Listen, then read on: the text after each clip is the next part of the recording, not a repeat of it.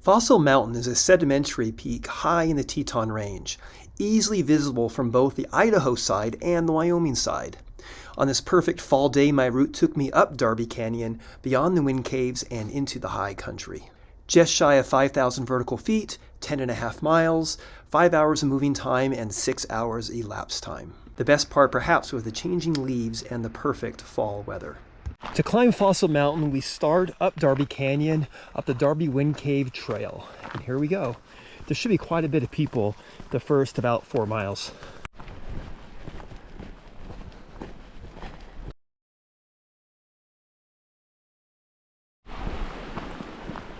A half mile in, we have our first creek crossing. This is the biggest creek we're going to cross today. Little tiny ones that come later on. The aspen trees are just really lit this morning, aren't they? The fall colors are outstanding. Part of the trail here in the bottom is a bit rocky, somewhat washed out. You can see there's a bridge there for when the water's higher. Look how the leaves are just lit.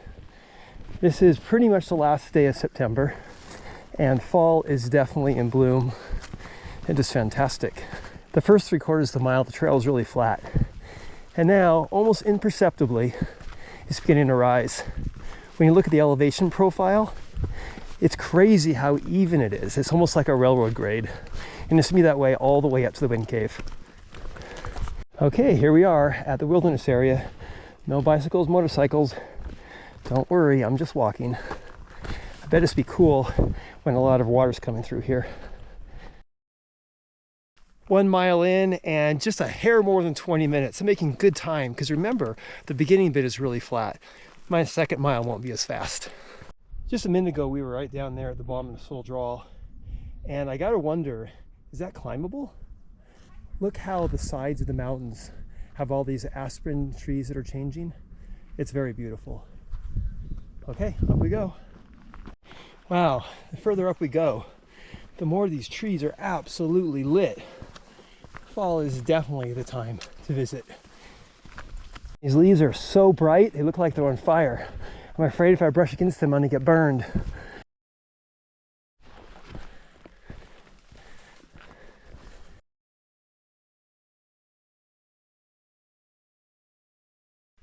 Two miles in, 45 minutes in, a little bit better than 2 miles an hour, my second mile, which is really good because we're gaining altitude.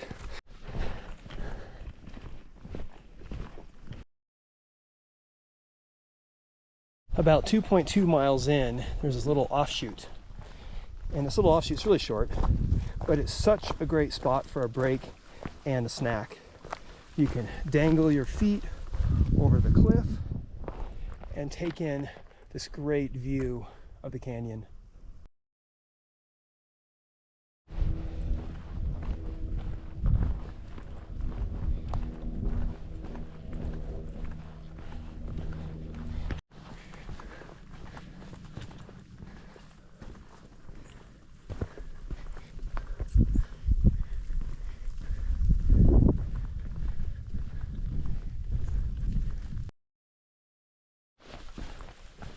I love this limestone sidewalk. Isn't it kind of cool? The grading is just right to make it easy going.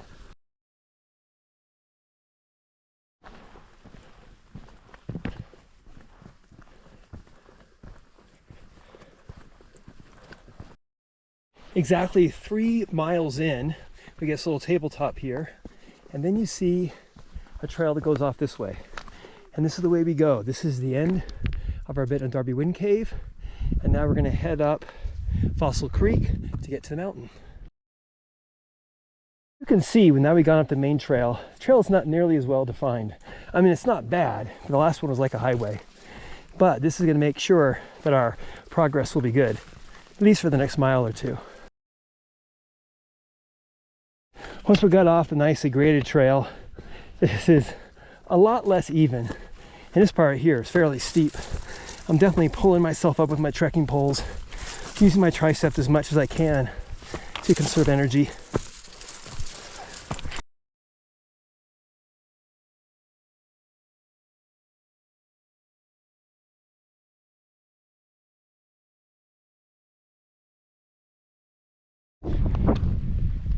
About 3.5 miles in, I have to leave my little trail because it's taking me to the upper wind cave entrance.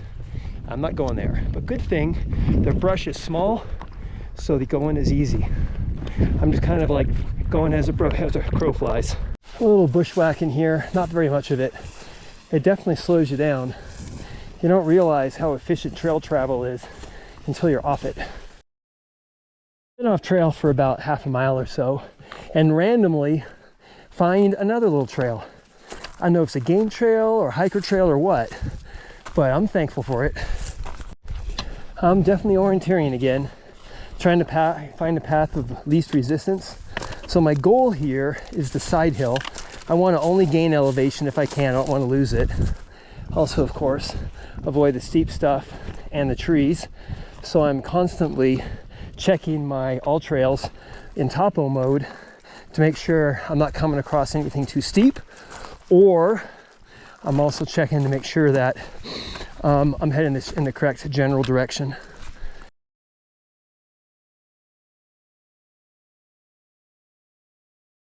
This is definitely not the easiest way. I've got to find a faster way coming back.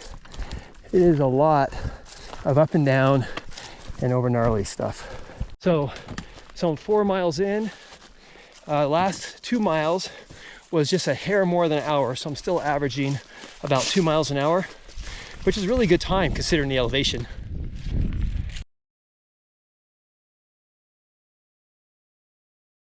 I finally cleared out of that undergrowth and those trees, and I'm on this limestone sidewalk again, and the going is much quicker. Much quicker. That's Fossil Mountain ahead of us. Our first clear view of it, really, this entire hike.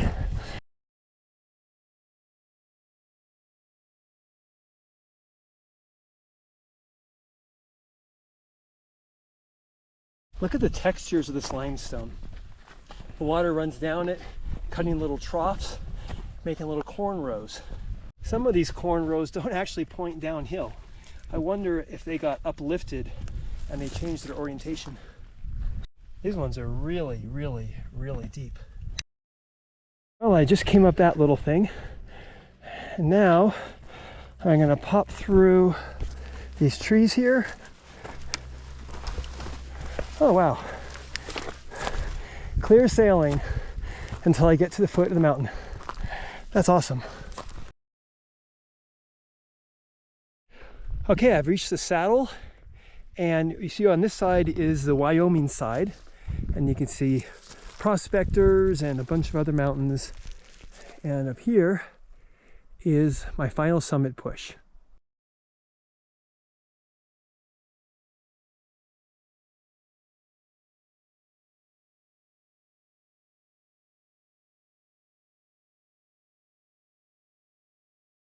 Okay, at the top of this little ridge here, I'm ditching my trekking poles, and now it's a scramble all the way up.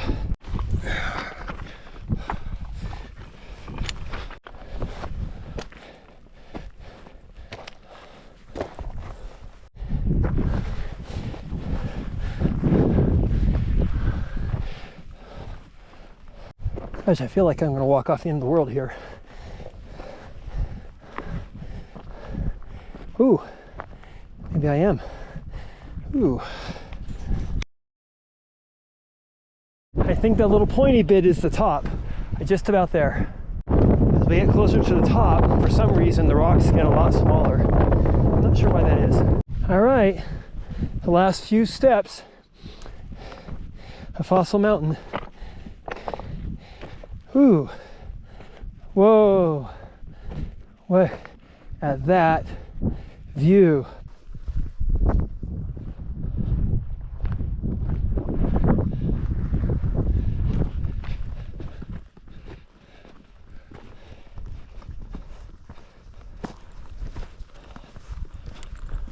So this is the top of Fossil Mountain,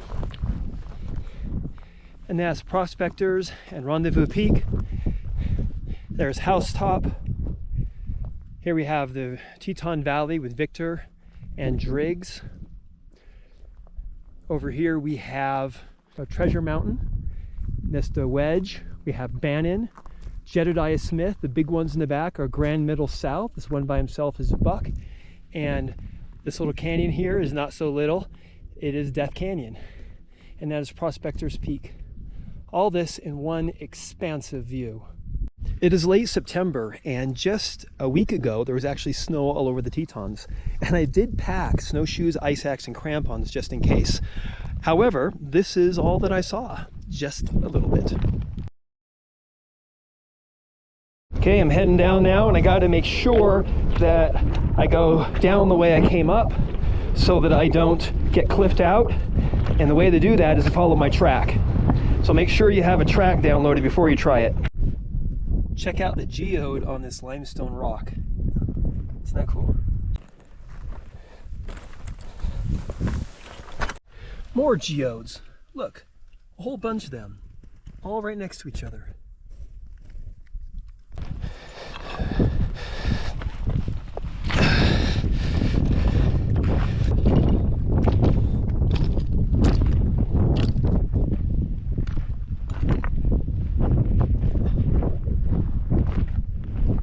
They call this Fossil Mountain, but I'm not really seeing that many fossils. This is really the only one I saw, these little horn corals. To be honest, just 2 mountains over, Meek, there are so many more. Maybe we should swap the names of them.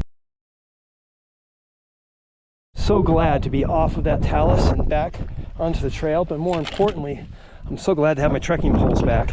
It's kind of hurting my knees a little bit, but now I'll let the trekking poles do the work. Oh, that's much better. Oh, that's so much better. It's a lot harder than it looks. Probably like 25% grade, but the ground is really hard and the rocks roll. So I have to really plant my trekking poles to take the weight off. Just kind of slide down. But I think I'm going to do a keister drop. And then I'm going to fall right in my keister. Oop, maybe not. Did I make it? I made it. All right.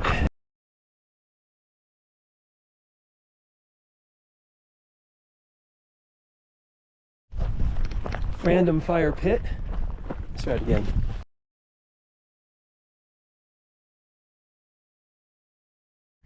Random fire pit with a view.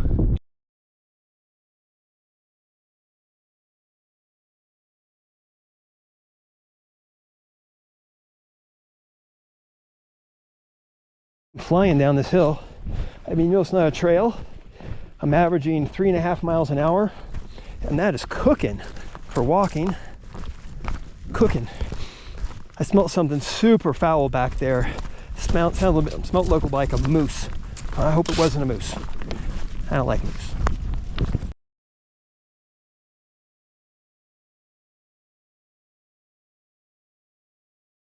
Well, so far this way has been much better than the way up. I highly recommend following it instead.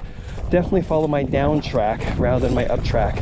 That being said, the brush is getting higher and it's still easy going, but I'm not sure how long it's going to stay that way.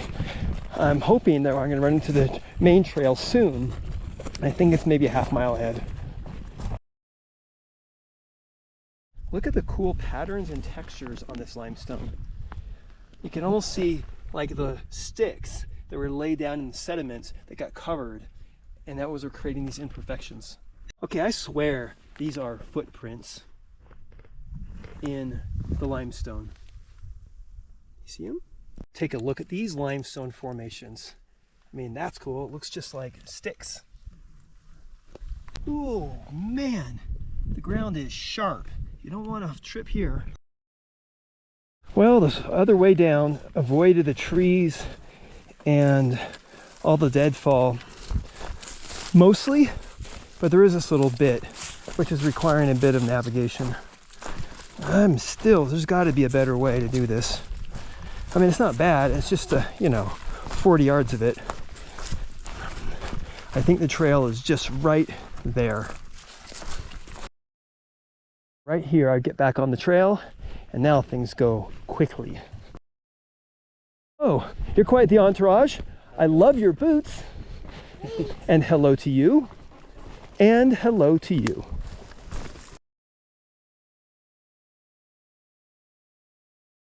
Do you remember these from the way up? They were shimmering in a light breeze, but now there's not a breath of air.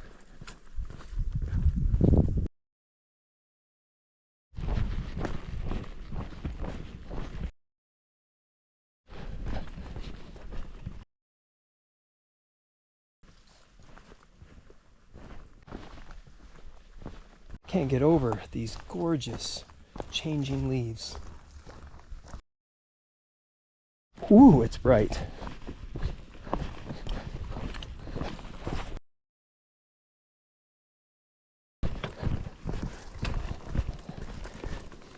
After so much scree, after so much bushwhacking and route finding, wow, these miles just fly by. You really appreciate a smooth trail after all that. The final river crossing. I'm almost done. All right, all finished. 10.5 miles, 6 hours elapsed time, 5 hours moving time, 4,000 vertical feet. It was a big day. So this was Fossil Mountain, access through Darby Canyon. It is a long day. It is arduous at times. There's some route finding, some scrambling, but for those with a little more sense of adventure, it gives you a unique view into the Tetons and some beautiful backcountry views.